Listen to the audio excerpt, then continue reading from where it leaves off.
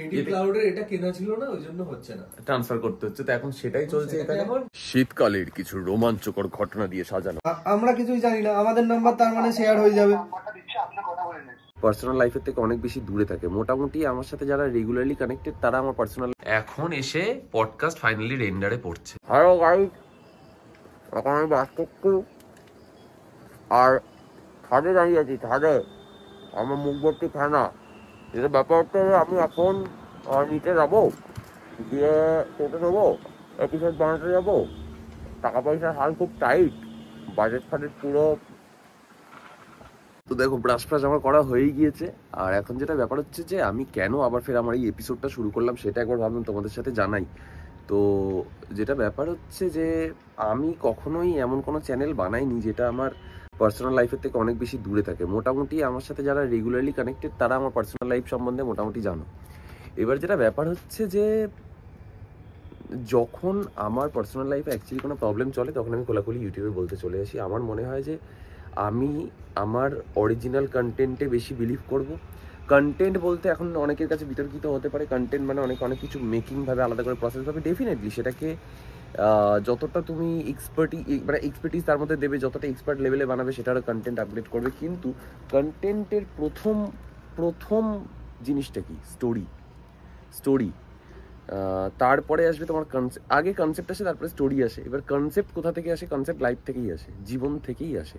তো আমি আমার জীবনের গল্পটাকেই অ্যাজ আ কন্টেন্ট ভাবি, সেইভাবেই প্রেজেন্ট করি, অ্যাজ সিম্পল অ্যাজ দ্যাট। তো আবার যখন আমার সিচুয়েশন লাইট থাকবে আবার লাইট কন্টেন্ট দেখবে, যখন একটু হেভি থাকবে হেভি কন্টেন্ট দেখবে। তো আমার চ্যানেলের মোটামুটি টেম্পোটা আমার মুড আর আমার সিচুয়েশন অনুযায়ী ফ্লো করাতে চাইছি আমি। তো এই কারণেই আমার যখন একটু টাকা পয়সার দরকার ছিল তার জন্য আমি আবার ফের আমার টোটো সিরিজ ব্যাক করালাম, কারণ ওখান থেকেই আমার মনে হচ্ছে টাকাটা দরকার। কিন্তু এখন আজকে বেরোবো, এবার 6 দিন বাকি। আর আজ নিয়ে আর 6 দিন, এর মধ্যে কীভাবে কি জোগাড় করে বুঝতে পারছি না।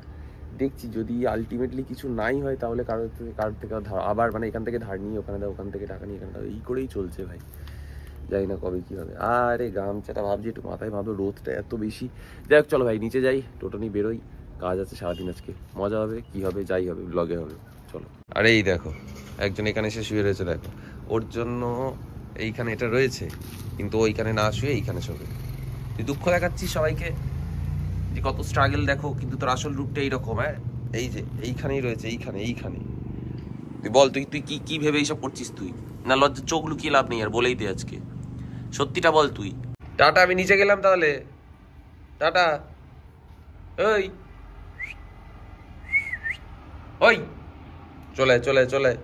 চলে আয়, ওইখানেই থাকবি, টাটা।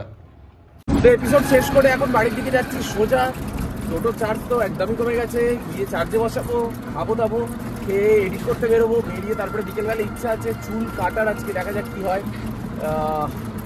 দেখছি চুল কাটতে যাবো, কিন্তু টাকাও নেই সেরকম। চুল কাটতে গেলেও 100-150 টাকা খরচ আছে ভাই, কি করবো কে জানে, দেখছি। যাই হোক, তো এডিটটাকে করিনি আজকে, নিজেদের বাড়িতে আবার ঢুকবো। অ্যাকচুয়ালি কি হয় মানে ধরো নিজের বাড়িতে সেট আপ থাকলে নিজের মতো করে ইচ্ছা মতো যখন ইচ্ছা বসে গেলে তুমি সময় করে। এবার তুমি অন্য কারো একটা বাড়িতে যাচ্ছ, তার কমফোর্টেবল টাইম অনুযায়ী তুমি যাবে। তাও আমাকে নিজেরা কখনোই কিছু বলে না, নাও বলে না, এটাও বলে না যে চ এখন বেরিয়ে যাও, পরে করবি সেই মানে এইসব কিছু নয় ভাই, আমাকে আমার মতো করেই ছেড়ে দেয়। কিন্তু যা হয় আর কি, তুমি মানে একার কাজ আমার খুব ভালো লাগে, যে একার কাজ একার মতো করে নিজে বসে করছি, দারুণ মজা লাগে আমার, আমি ওইটা করতে পারি না। তো তার জন্যই এত ডিলে হচ্ছে পডকাস্টে। তোমরা খারাপ ভাবছো আমি জানি, বাট আজকে আশা করছি আমি মেরে দেবো, কমপ্লিট করে দেবো। 4:30টার সময় রিজুদা বলে চুল কাটতে যাবে। এই দেখো পরীক্ষা ছিল, হ্যাঁ কেমন হলো? ঠিক আছে। বোন, বাড়ির পাশের বোন গুড্ডি, তোমরা চেনো অনেকে। যাই হোক বাড়ির সামনে চলে এসেছি, ঢুকি খাই দাই ফ্রেশ হয়ে আবার বেরোবো এক্ষুনি, টোটো ছাড়া। তো শীত পড়েছে মানে ভাজাভুজি, এটা রয়েছে কি একটা পাতা বাটা এরকম, আর এইখানে রয়েছে বড়ি দিয়ে কি একটা তরকারি, এখানে রয়েছে চিংড়ি দিয়ে কি একটা তরকারি। খাওয়া শুরু করি। শীতকালের কিছু রোমাঞ্চকর ঘটনা দিয়ে সাজানো আজকে আমার এই ব্লগে তোমাদেরকে আমি বলতে চলেছি। খাওয়া দাওয়ার পরেই আমি সোজা বাড়ি থেকে বেরিয়ে এসেছি ভাই। তার কারণ হচ্ছে যে রিজুদার বাড়ি থেকে এডিট করবো, এই হচ্ছে ব্যাপার।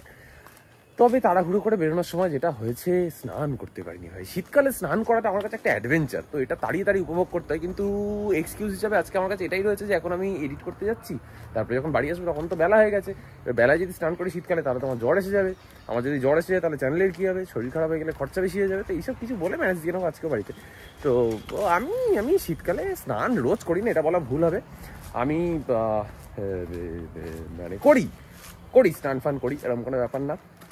যেটা ছেলেরা কানেক্ট করতে পারছে আমার সাথে আশা করছি। আমার শীতকাল নিয়ে আপত্তি আছে ভাই। গরমকাল দেখো ঘামে প্যাচ প্যাচে ঠিক আছে, সর্টেড, যে এসি চালাও পাখা চালাও ঘাম শুকিয়ে যাবে, মুছে নাও শুকিয়ে যাবে। এইবার ব্যাপারটা হচ্ছে খুব তাড়াতাড়ি হয়ে যায় না, ফাস্ট সুইচ মারো অন্য কেউ তোমাকে ঠান্ডা করে দেবে।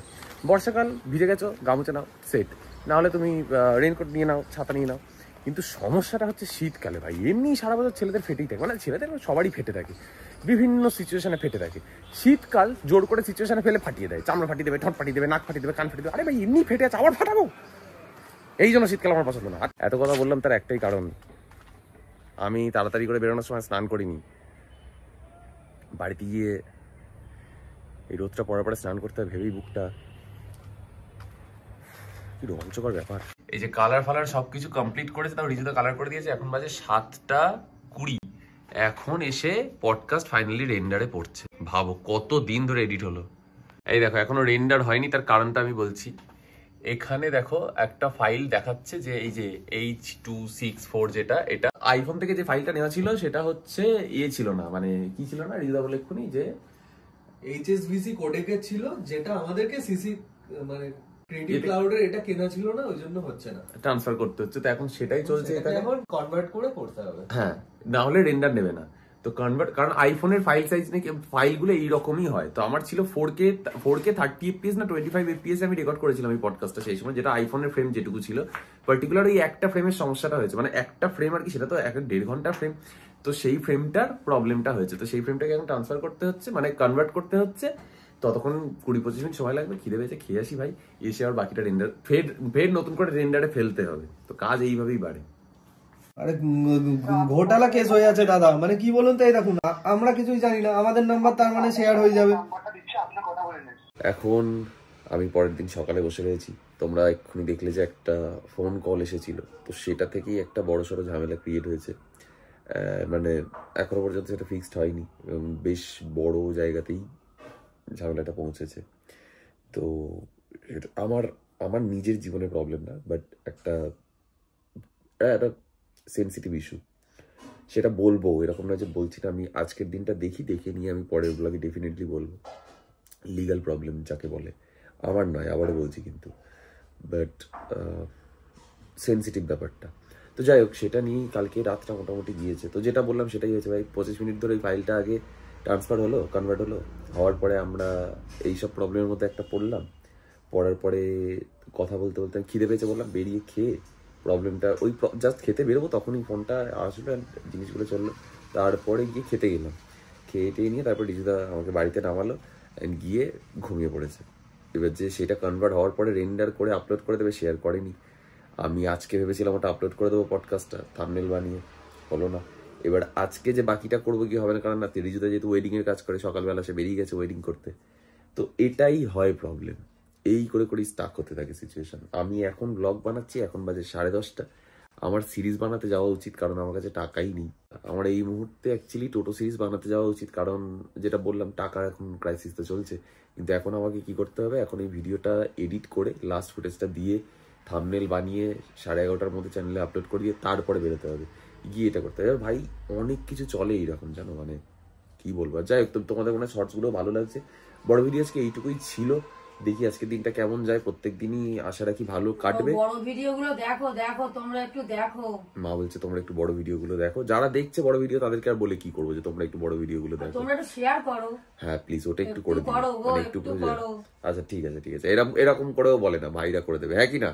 তো যাই হোক, মা যেটা বললো সব করে দিও, মানে মা যেটা বললো করে দিও, এরকম কোনো ব্যাপার না। আমারও সত্যিই তো প্রয়োজন ভাই, মানে বড় ভিডিওতে ভিউজ দরকার, শেয়ার দরকার, তার জন্য অনেক তোমাদেরকে একটু জানাতেও হবে লোকজনকে যে কি করছি না করছি। বাবা, আমাদের বিছানায় বোতল দেখছো একটা, এসব আমিই রেখেছি জলের, এই একটা জলের, ওটা এটাও আমার না জলের, এইটা তোমার। যাই হোক, মা একটা দোষ নিজের উপরে নিয়ে নিয়েছে। ল্যাপটপ, টর্চ, নাক আটকে গেছে বলে এই সব রয়েছে বিছানায়। ওই যাদের দেখাচ্ছিস সবাই এরকম রেখে দেয়, এরকম সবাই ব্যাপার। মার কাছে বকুনি খায়। চলো ভাই, এইটুকুই ইনফরমেশন নিয়ে আজকের ভিডিওটা শেষ করছি। আশা করছি ভিডিও তোমাদের ভালো লেগেছে বা খুবই খারাপ লেগেছে, যেমনই লাগুক প্লিজ একটা কমেন্ট করো। আর আজকের আবার দিন শুরু হবে, নতুন করে ফাটবে, কারণ শীতকাল পড়ে গেছে, ফাটা চাটাই জীবন। তো চলো, কিছু এক্সট্রা ফাটার এক্সপেকটেশন নিয়ে আজকের দিনটা শুরু করবো। পরের ব্লগটা থেকে তোমরা দেখতে পাবে যে আমি কি করছি, বাট এই ব্লগটা এখানেই এন্ড করছি। চলো ভাই।